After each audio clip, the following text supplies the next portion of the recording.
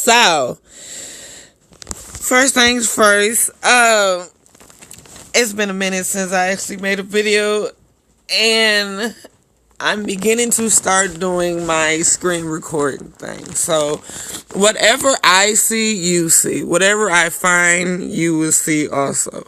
So, other than the Cardi B video, which I recently just uploaded, this is basically the TMZ information about the Kevin Hart car accident, and let's see what's going on. So Kevin Hart's crash, that horrible accident that really, when you see the photos, everyone is wondering how in the world they all survived. Kevin and the two other people were in the car with him. You've seen people die from far lesser car accidents than that. Scary situation. So we know that Kevin had surgery on Sunday night, and we got actually an update on his condition from his wife, who was at the hospital.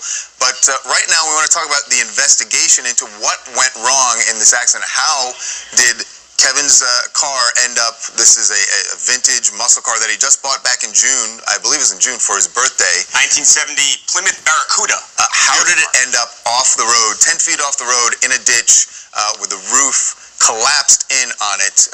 And from we've spoken to one witness who lives in the area and actually heard what happened early Sunday morning. This was at 12:45 in the morning on Sunday. And what they had to say to police is part of this investigation now. So the witness told us that they heard tires screeching, and this is, for people outside of LA, you know, this is out in the hills. It's very quiet. There's not a lot of traffic out there. Certainly not at that time. It's not the 405 highway, right? You'd probably be one of the only cars on the street, right? And you would hear if something happened. Which is why this person says they thought it was odd because they heard tires screeching, and then moments later, they heard the car, they heard more tires screeching again, and then the crash of the car going through the fencing. The witness says that it was odd just because they don't hear that kind of thing. And you can see, Charles, when you have the pictures up there, you see like the burnt rubber, the skid mark on the street, and then the car goes right through the fence. So you can imagine the tires squealing and then hearing the crash of the fence. Now, what the Mulholland Highway is famous or infamous in LA because it is a very winding road, and a lot of people do drive at high speed there. But it's important to note here that Jared Black, who was Kevin's friend who was driving the car, his fiancee Rebecca was in the back seat, but Jared was driving, and police say he had just turned onto Mulholland Highway, so he wasn't speeding down Mulholland Highway. He was at a dead stop. Right. Yeah, well, Charles, I spoke to police this morning. What happens is they're going to look at everything. Speed is definitely a factor, including what the witness said. They're going to look at it. Also, there were things that Kevin might have been driving. He was not. The driver, when police got there, the driver was pinned in and they had to cut the roof off. Fire department had to cut the roof off of the car. Right. My question, Dennis, is if they just made the turn, presumably they wouldn't have been going at a high rate of speed because you just made the turn. To me, it sounds like that's when you would have heard the tires screeching, is as he pulled off.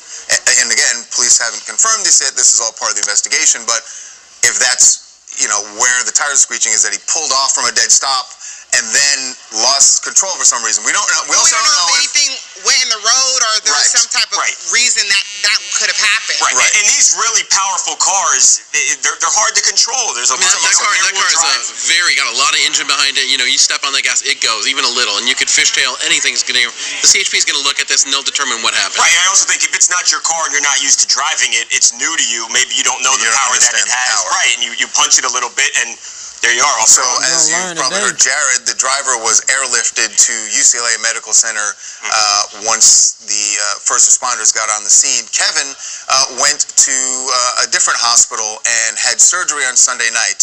On Monday, we got this video. Anika was walking back into the hospital. Looks like she just gone out to grab coffee. Had probably been there all day Sunday and overnight after his surgery. But here's what she had to say about Kevin's condition. How's Kevin doing? He's great. Is he gonna pull through fully, you think? Yeah, he's gonna be just fine. How are his spirits? He's good. He's good? Everybody's good. Thank God. All right. That's it. All right. Anything else you can tell us about his condition? No, I'm not saying anything. He's fine. He's all right? Awake right now? He's awake. Is he laughing and joking at this point? Not much? All right, give him our best. Yeah, I think it's too soon for laughing and joking after for Kevin, because surgery. Again, but we don't know still the driver's condition. No, we haven't heard about the driver's condition. We know that to airlift him, it had to be very serious. Right, and police described his injury as a major back injury. Just as I believe that the driver ended up okay. It was another video I was watching. I think him and Hart both came out okay. So yeah, Kevin had a major back injury. Rebecca, the woman who Jared's fiance, she was able to leave the scene and said she only complained of some pain, no major injury. Right. It's amazing that seemingly all three have gotten out of this. But I was worried when I heard it. Kevin Hart's an active guy, a guy who does a lot, high energy. When you hear serious back injury, it's trouble. The car is pretty much, the pictures of the car look super tragic. Right, which is why I think a lot of people were so concerned about Kevin. But as we said, he's had the surgery, and Inigo says that he's going to be fine, but we haven't heard a more specific update on his condition yet. Hi, my name is Anastasia, calling from Boston. I am just so heartbroken by this accident. I'm so grateful that he's doing okay.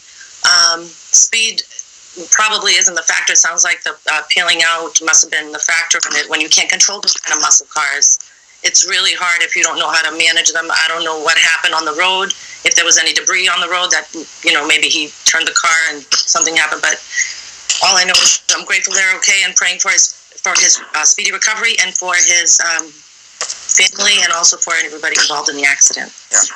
Yes, because like you said, those photos were really scary to see. Looks like it should have been much worse. Well, that's it for today as far as the TMZ live report. Be sure to like and subscribe to my channel, and I believe I'm going to start doing this a lot more often. I'm going to pretty much, instead of just coming on telling y'all about shit that I know, I'm going to just show you the videos that I receive or information that I receive to make my videos. I think it's a whole lot better when you're actually watching the videos so you can make your own judgment. So I'll catch you guys later on another video, and I'm out. So y'all just looking all